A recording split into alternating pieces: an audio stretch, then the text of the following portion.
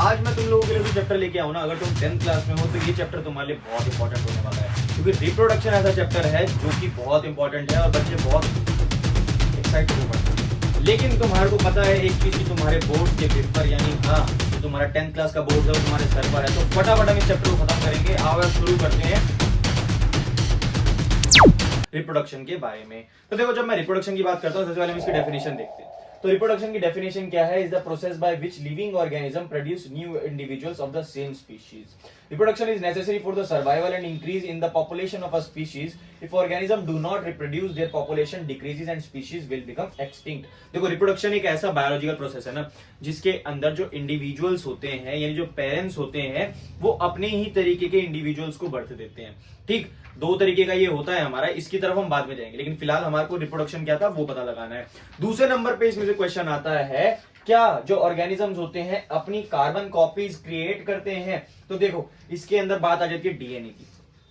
अगर asexual reproduction होता है तो एसेक्सुअल रिप्रोडक्शन के अंदर तो होता है कि मतलब एक सिंगल पेरेंट है, उसी से same individual carbon copy same to same मिल जाते हैं, जैसे हमारे को पता है माइक्रो ऑर्गेनिजम्स में होता है। लेकिन सेक्सुअल रिप्रोडक्शन के अंदर ये चीज अलग हो जाती है, क्योंकि यहाँ पे आ जाता है डीएनए, और डीएनए के अंदर भी दो अलग अलग तरीके के क्रोमोसोम आ जाते हैं। 23 पेयर्स मिलते हैं हमारे को, जिसके अंदर 23 हमारे किसके होते हैं? 23 हमारी मदर्स के होते हैं और 23 हमारे फादर के होते हैं, जिस वजह से एक नया डीएनए क्रिएट होता है, जिस वजह से इंडिविजुअल के सर्वाइवल के चांसेस भी बढ़ जाते हैं। इसके अलावा हम आगे चलते हैं तो क्वेश्चन आता है इंपॉर्टेंस ऑफ वेरिएशन। क्या वेरिएशन जरूरी है?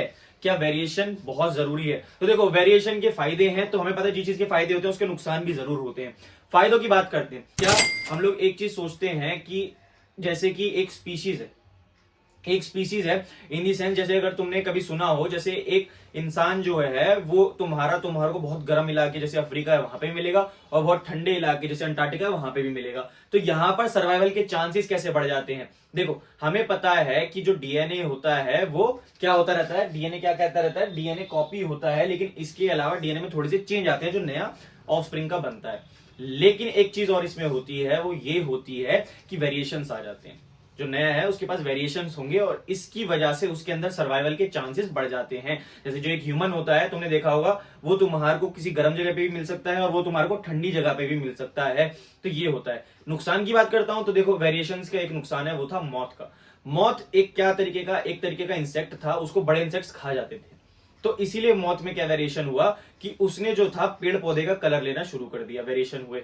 लेकिन जैसे ही उसका पेड़ पौधे का कलर हुआ तो उसको कोई इंसेक्ट खा नहीं पाता था, क्योंकि दिख ही नहीं पाता था। लेकिन धीरे धीरे वेरिएशन होते गए और मौत का कलर था वो चेंज हो गया। जैसे ही मौत का कलर चेंज हुआ, उस टाइम पर क्या हुआ, मौत का कलर दिखने लगा और इंसेक्ट्स उसको खाने लगे। तो वेरिएशन के नुकसान भी बहुत है। तो वेरिएशन जरूरी भी है, बहुत जरूरी भी है, लेकिन उसके कुछ ना कुछ किसी ना किसी जानवर को, किसी ना किसी एनिमल को, किसी ना किसी लिविंग बीइंग को नुकसान भी देखने पड़ते हैं।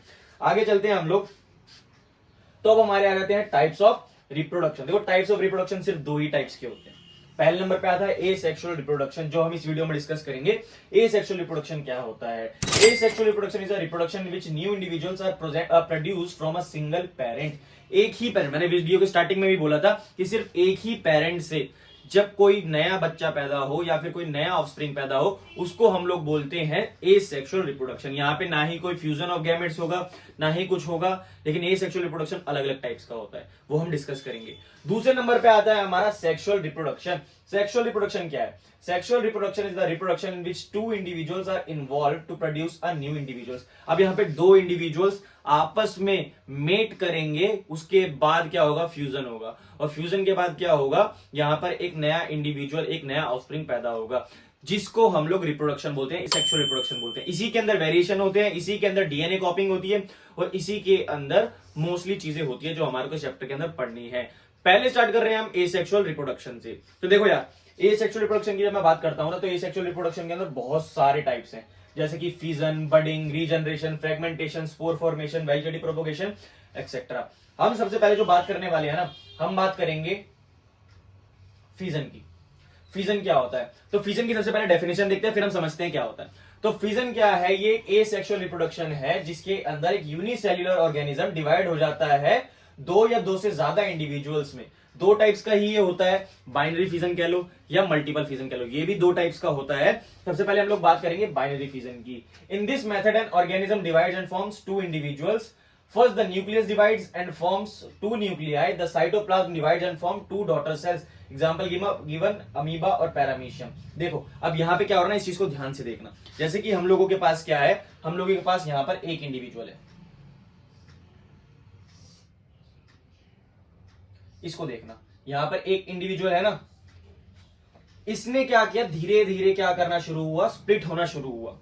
बाइनरी फिजन है क्योंकि सिर्फ दो में बटेगा. हमें पता है बाइनरी, बाई का मतलब होता है टू, तो बाइनरी फिजन के अंदर सिर्फ दो इंडिविजुअल्स बनाएगा, मतलब दो इंडिविजुअल्स में वो बटेगा, दो टाइप्स में वो स्प्लिट होगा. सबसे पहले उसने क्या किया, यहाँ पे ये ऑर्गेनिज्म ले लिया हमने, अमीबा है ये हमारे पास. इसने क्या काम किया, इसने धीरे धीरे स्प्लिट होना शुरू हुआ और यहाँ पर देखो इसका न्यूक्लियस डिवाइड हुआ और दो न्यूक्लियस में बट गया. जैसे ही इसके दो न्यूक्लियस बटे, ये दोनों के दोनों स्प्लिट हो गए और इस एक अमीबा से दो अमीबा बन गए. ये था बाइनरी फिजन का एग्जांपल.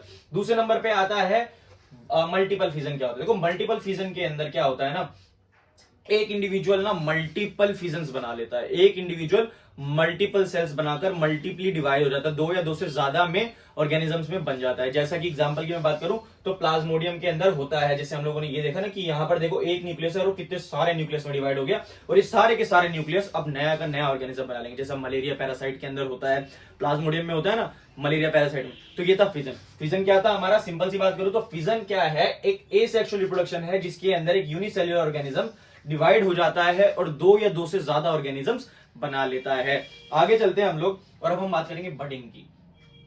देखो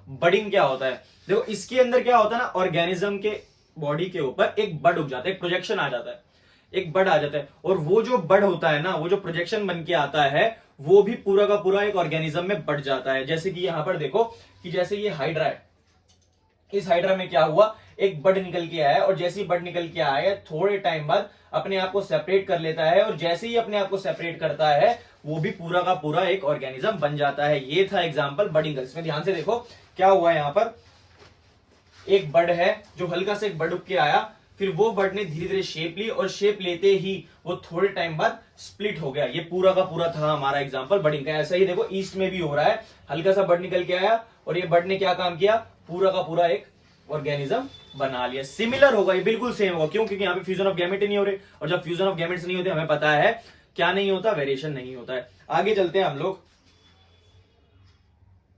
रीजनरेशन. रीजनरेशन क्या होता है, चलो अब ये हम लोग देखते हैं रीजनरेशन क्या होता है.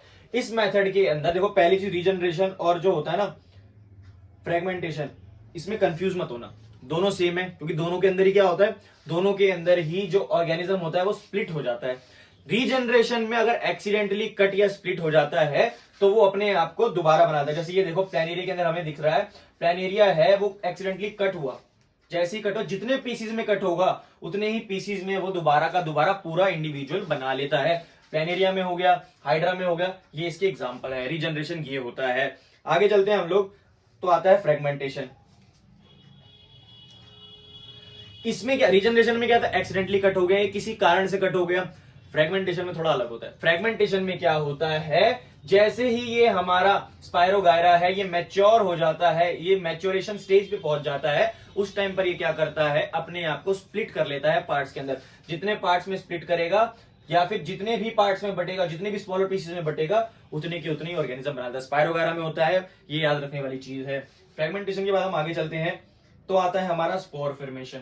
स्पोर फॉर्मेशन में क्या होता है, इसके अंदर छोटे छोटे स्ट्रक्चर्स बन जाते हैं जिनको हम स्पोरेंजिया बोलते हैं. स्पोरेंजिया क्या करते हैं, छोटे छोटे टिनी पार्टिकल्स को प्रोड्यूस करते हैं जो कि स्पोर्स होते हैं और यही स्पोर्स जब भी किसी मॉइस्ट सरफेस के कांटेक्ट में आते हैं, यहाँ पे थोड़ी सी नमी होती है उसके कांटेक्ट में आ जाते हैं, तो उस टाइम पर क्या करते हैं, ये अपने आप को बढ़ा लेते हैं. राइजोपस में होता है, म्यूकर में होता है, पेनिसिलियम में होता है. ये हमारे एग्जांपल्स हैं. ब्रेड मोल्ड देखा है ना, हाँ वो भी इसी का एक एग्जांपल होता है. आगे चलते हैं तो ये देखो वेजिटेटिव प्रोपोगेशन. पिछली बातें सारी भूल जाओ, उनमें से कुछ याद रखना है ना तो सिर्फ फिजन याद रख लो, लेकिन ये वाला इतना इंपॉर्टेंट चीज है. वेजिटेटिव प्रोपोगेशन बहुत इंपॉर्टेंट है क्योंकि पेपर में तुम्हें 100% दिखने वाला है वेजिटेटिव प्रोपोगेशन. इस पे डबल टिक कर लो, ट्रिपल टिक कर लो, क्योंकि ये तुम्हारे को पेपर में मिलने वाला है 100%. कई सालों से पूछा जा रहा है और इस बार भी ये आएगा ही आएगा.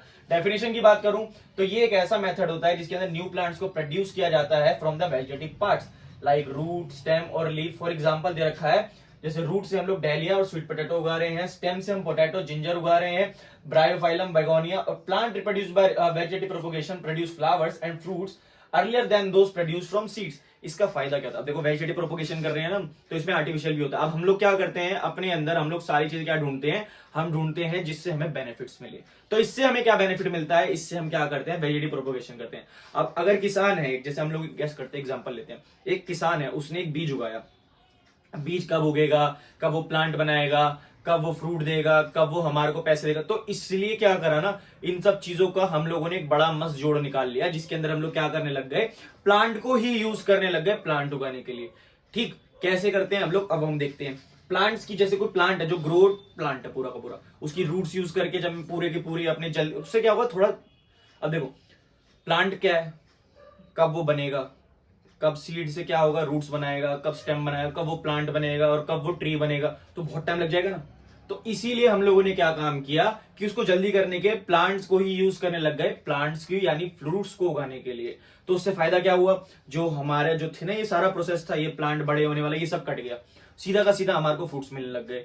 3 तरीके का होता है ये, लेयरिंग, कटिंग और ग्राफ्टिंग।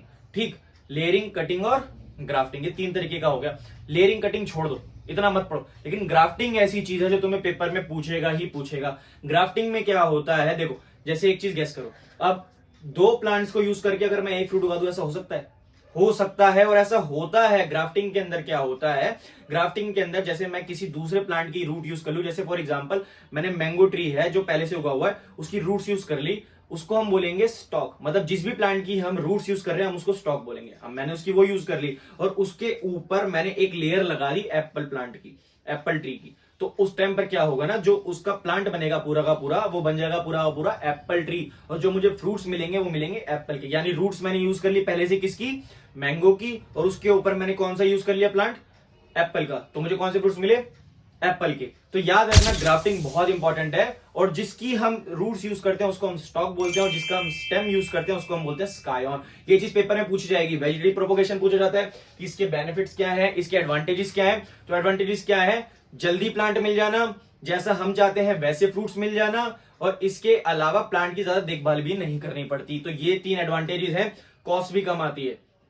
ये सारी प्लांट की हमारे को एडवांटेजेस हैं जो कि हमें वेजिटेटिव प्रोपगेशन से मिलते हैं और जल्दी मिल जाते हैं। तो ये चीज पेपर में पूछी जाएगी। इसके अलावा ग्राफ्टिंग वाला जो टॉपिक है उस पर भी डबल टिक कर लेना, क्योंकि ये पेपर में पूछा जाएगा।